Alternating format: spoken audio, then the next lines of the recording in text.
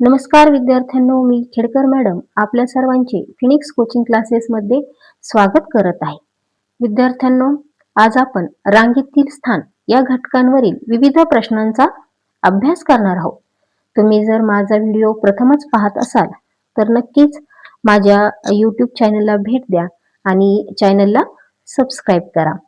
तर विद्यार्थ्यांनो, चला आता आपण हा प्रश्न सोडवण्यासाठी सुरुवात करूया. पहा, पहिला प्रश्न असा आहे, एका बागेमध्ये झाडांच्या जेवढ्या रांगा आहेत तेवढीच झाडे प्रत्येक रांगेत आहेत. प्रत्येक रांगेत 17 झाडे असल्यास बागेत एकूण झाडे किती आहेत असे या ठिकाणी विचारलेलं आहे. प्रश्न फार मोठा आहे विद्यार्थ्यांनो, पण आपण याचं उत्तर अतिशय सोप्या पद्धतीने कसं काढायचं हे मी तुम्हाला इथे सांगणार आहे. विद्यार्थ्यांनो, माझ्या क्लासचं वैशिष्ट्यच हेच आहे की अतिशय अवघड वाटणारा प्रश्न आपण जास्तीत जास्त सोप्या पद्धतीने कसा सोडवू शकतो हे मी तुम्हाला यामध्ये सांगणार आहे. चला तर हा प्रश्न आपण सोडवण्यास सुरुवात करूया. पहा, इथे एकूण झाडे किती आहेत, म्हणजेच प्रत्येक रांगेत किती आहेत, 17 झाडे आहेत. म्हणजेच आपण इथे रांगेत झाडे किती आहेत ते लिहूयात. पहा, प्रत्येक रांगेत झाडे जी आहेत ती किती आहेत, तर ती 17 आहेत. ज्यावेळेस प्रत्येक रांगेत आपल्याला झाडे दिलेली असतात त्यावेळेस जेवढी झाडे आहेत त्यांचा काय करायचा असतो, वर्ग करायचा असतो. म्हणजेच आपल्या सर्वांना इथे 17चा वर्ग करावा लागेल आणि इथे तुम्हाला त्यासाठी सर्वात महत्वाचं म्हणजे वर्ग पाठ असणं गरजेचं आहे. तर 17चा वर्ग हा 289 आहे. म्हणजेच बागेमध्ये एकूण झाडे किती असतील, तर 289 एकूण झाडे असतील. पहा विद्यार्थ्यांनो, प्रश्न किती मोठा दिसत आहे आणि उत्तर फक्त 2 स्टेप मध्ये मी तुम्हाला इथे काढून दाखवलेलं आहे. तर पहा, अशाच नवनवीन ट्रिकसाठी प्लीज माझ्या चॅनलला सबस्क्राईब करा. तुमचं एक क्लिक किंवा एक सबस्क्राईब माझ्यासाठी खूप मोठं मोटिवेशन ठरतं आणि त्यामुळे मला नवनवीन आणखीन प्रश्न सोडवण्यासाठी आणखीन उत्साह येतो विद्यार्थ्यांनो. चला तर दुसरा प्रश्न सोडूया. तर पहा, इथे आहे दुसरा प्रश्न. दोऱ्यांचे 12 तुकडे जोडून एक मोठा दोरा तयार केला तर एकूण किती गाठी माराव्या लागतील असा या ठिकाणी प्रश्न विचारलेला आहे विद्यार्थ्यांनो. तर इथे पहा, एक तुम्हाला मी छोटीशी ट्रिक सांगणार आहे. याला तुम्ही सूत्र सुद्धा म्हणू शकता. तर याची ट्रिक अशी असते विद्यार्थ्यांनो, इथे तुकडे किती आहेत, 12 तुकडे. म्हणजे एकूण तुकडे वजा 1. तर इथे एकूण तुकडे किती आहेत पहा, एकूण 12 तुकडे आहेत वजा 1. 12 वजा 1 किती विद्यार्थ्यांनो, तर 12 वजा 1 11. म्हणजेच एकूण इथे 11 गाठी माराव्या लागतील. आहे की नाही सोपं? तर पहा, अशाच आपण नवनवीन प्रकारचे प्रश्न अजून आपण पुढे पाहणार आहोत. तुम्ही ह्या ट्रिक तुमच्या वहीमध्ये लिहून घेऊ शकता. त्यानंतर पहा, पुढील प्रश्न असा आहे, एका दोऱ्यात लाल एका दोऱ्यात 9 लाल पताका लावल्या व त्या पताकांच्या मागे दुप्पट पिवळ्या पताका लावल्या तर मध्यभागी असलेल्या पताकेचा क्रमांक कितवा? हा देखील प्रश्न आपल्याला खूप मोठा वाटत आहे, पण याचं देखील उत्तर आपण अतिशय सोप्या पद्धतीने काढणार आहोत. चला तर सुरुवात करूया. प्रथम आपण इथे लाल पताका किती आहेत ते लिहून घेऊयात. तर पहा, लाल पताका. लाल पताका विद्यार्थ्यांनो त्यांनी आपल्याला इथे किती दिलेले आहेत, तर पहा त्या 9 आहेत. त्या या ठिकाणी लिहून घेऊयात. त्यानंतर पहा, व त्या पताकांच्या मागे दुप्पट पिवळ्या पताका लावलेल्या आहेत. तर आता इथे आपण पिवळ्या पताका काढूयात, म्हणजे त्यांची संख्या. प्रश्न जर तुम्ही व्यवस्थित वाचला तर त्यामध्ये पहा काय सांगितलेलं आहे, लाल पताकाच्या दुप्पट. म्हणजे ज्यावेळेस आपल्याला दुप्पट काढायची असते त्यावेळेस आपण त्या संख्येला कितीने गुणतो, तर 2 ने. म्हणजेच इथे पहा, यांचा गुणाकार जर केला तर किती आहे, 18. म्हणजेच पिवळ्या पताका किती झाल्या, 18. लाल पताकाच्या दुप्पट पिवळ्या पताका त्यांनी सांगितलेलं होतं त्यामुळे आपण लाल पताका ह्या 9 होत्या आणि दुप्पट करण्यासाठी त्याला 2 ने गुणलेलं आहे. इथे गुणाकार 18 म्हणजेच पिवळ्या पताका ज्या आहेत विद्यार्थ्यांनो त्या किती आहेत 18. तर आता आपल्याला काय विचारलेलं आहे मध्यभागी असलेल्या पताकेचा क्रमांक.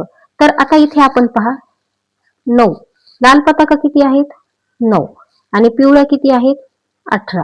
यांची आपण काय करणार आहोत बेरीज करणार आहोत. आता पहा 9 आणि 18 किती आले 27 बरोबर. आता 9 आणि अधिक 18 27. आता इथे आपल्याला मध्यभागी असलेल्या पताकेचा क्रमांक काढायचा आहे. त्यामुळे ही जी आपली बेरीज झालेली आहे याच्यामध्ये 1 प्लस करूया. यांची बेरीज 28 आणि ज्यावेळेस आपल्याला मधला क्रमांक काढायचा असतो त्यावेळेस त्या संख्येला 2 ने भागायचं असतं. इथे आपण 2 ने भागूयात.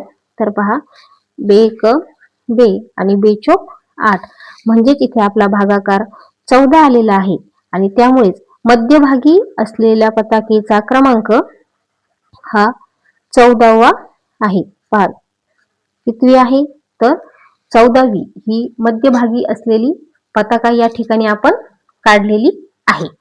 त्यानंतरचा प्रश्न चौथा पहा एका खेळाडूचा खालून 22वा आणि वरून 27वा क्रमांक आहे तर त्या स्पर्धेत एकूण किती खेळाडू आहेत असा या ठिकाणी आपल्याला प्रश्न विचारलेला आहे. तर चला आपण हा प्रश्न सोडवण्यासाठी सुरुवात करूया. पहा खालून कितवा क्रमांक दिलेला आहे 22वा. इथे आपण 22 लिहूयात. वरून कितवा क्रमांक दिलेला आहे 27 म्हणजेच 22 अधिक 27.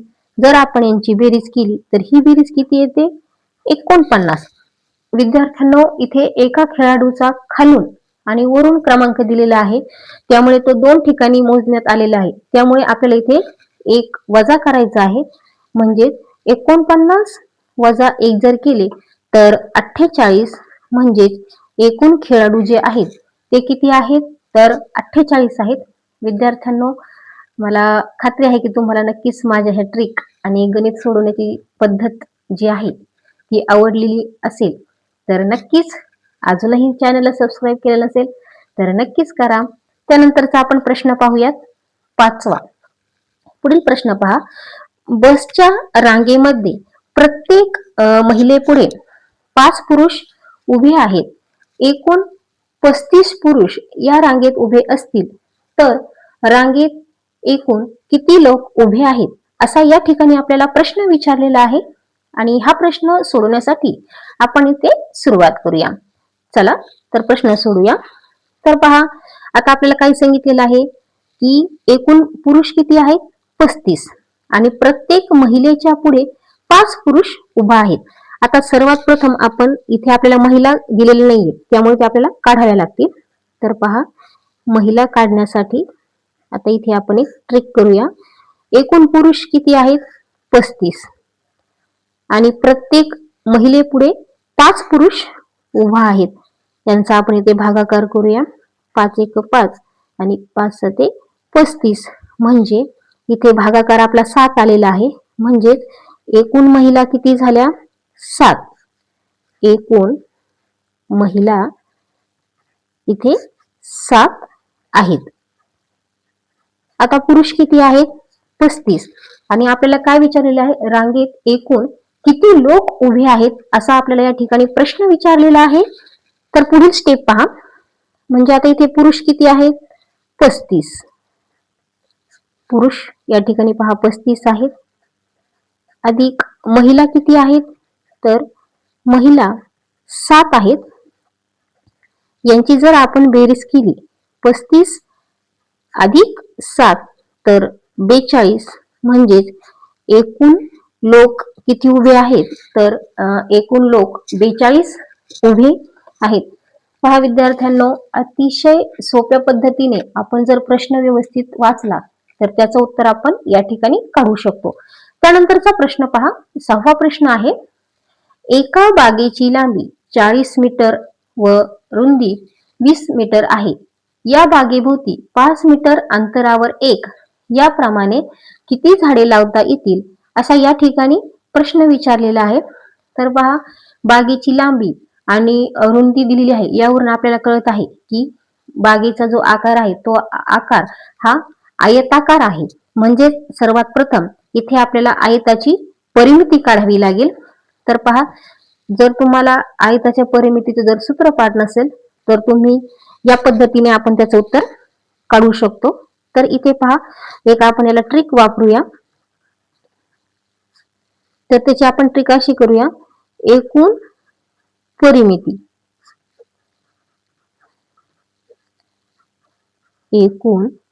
परिमिती भागिले 2 झाडांमधील अंतर.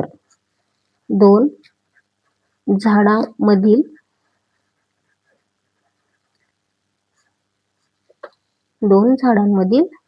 अंतर.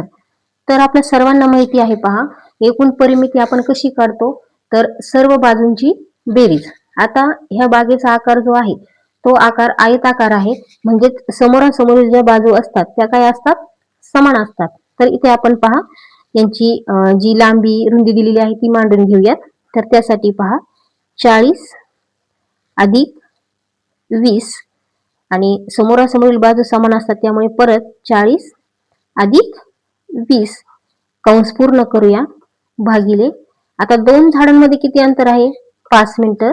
हे आपण इथे 5 लिहून घेऊयात. ह्या सर्वांची जर आपण बेरीज केली विद्यार्थ्यांनो, तर ह्या सर्वांची बेरीज 120 येते भागिले 5. आता आपण यांचा भागाकार करून घेऊयात. पहा, 120 भागिले 5. इथे 5 ने आपण 120 ला भाग देऊयात.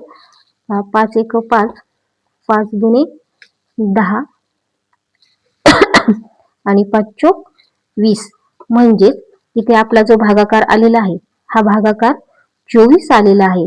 म्हणजेच इथे एकूण किती झाडे लावता येतील, तर पहा, इथे एकूण 24 झाडे लावता येतील. तर पहा विद्यार्थ्यांनो, या पद्धतीने आज आपण 6 प्रश्नांचा अभ्यास केलेला आहे. तुम्हाला जर माझी गणित सोडवण्याची पद्धत आवडलेली असेल तर नक्कीच लाईक करा, शेअर करा आणि जास्तीत जास्त हा व्हिडिओ तुमच्या विद्यार्थी मित्रांमध्ये शेअर करा. आणि परत एकदा स्वतः सांगते की अजूनही चॅनलला सबस्क्राईब केलेलं नसेल तर नक्की माझ्या चॅनलला सबस्क्राईब करा. थँक्यू.